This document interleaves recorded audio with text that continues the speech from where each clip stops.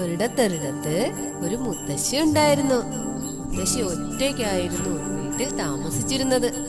മുത്തശ്ശിയുടെ ചെറിയ വീട്ടിൽ ഒരു കൊച്ചു വിളക്കുണ്ടായിരുന്നു.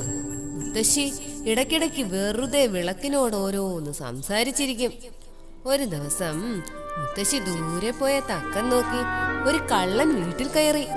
മുത്തശ്ശിയുടെ വീട്ടിൽ കാര്യമായി ഒന്നുമില്ലെങ്കിലും അകത്തു കയറിയ കള്ളൻ വീട് മുഴുവൻ തിരഞ്ഞു നടന്ന് കിട്ടിയതെല്ലാം ഒരു സഞ്ചിയിലാക്കി.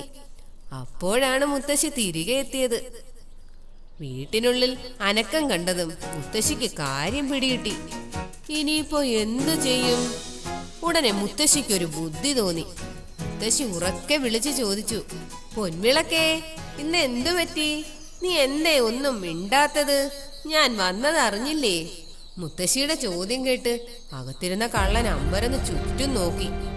മുറിയുടെ ഒരു മൂലയ്ക്ക് ഒരു പഴയ ഓട്ടുവിളക്കിരിക്കുന്നു.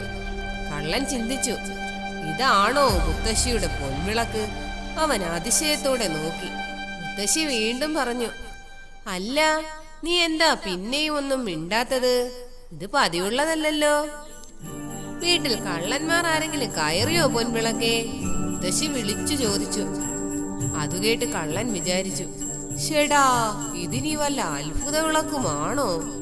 ഇത് മിണ്ടാതിരിക്കുന്നത് എന്നെ കണ്ടിട്ടാണോ? മുത്തശ്ശിക്ക് സംശയം തോന്നിയാലോ എന്ന് കള്ളൻ കരുതി. എന്തായാലും വിളക്കിനെ പോലെ സംസാരിക്കാമെന്ന് വിചാരിച്ച് കള്ളൻ വിളക്കിനെ പോലെ സംസാരിച്ചു തുടങ്ങി. ഒന്നും കയറിയിട്ടില്ല മുത്തശ്ശി, കള്ളൻ വിളിച്ചു പറഞ്ഞു. അതോടെ മുത്തശ്ശിക്ക് ഉറപ്പായി കള്ളൻ വീട്ടിനകത്ത് തന്നെ ഉണ്ടെന്ന്. മുത്തശ്ശി പറഞ്ഞു, ഇതുപോലൊരു ദിവസം ഒരിടത്തൊരു വീട്ടിൽ കള്ളൻ കയറി. അവിടെയാണെങ്കിൽ ഒരു പാവം മുത്തശ്ശി മാത്രമേ ഉണ്ടായിരുന്നുള്ളൂ.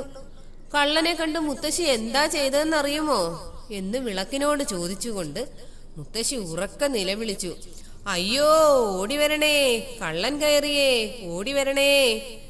മുത്തശ്ശിയുടെ നിലവിളി കേട്ട ആളുകൾ ഓടിയെത്തി.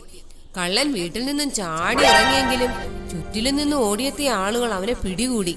മുത്തശ്ശി സന്തോഷത്തോടെ എല്ലാവർക്കും നന്ദി പറഞ്ഞു വീട്ടിനകത്തേക്ക് കയറിപ്പോയി.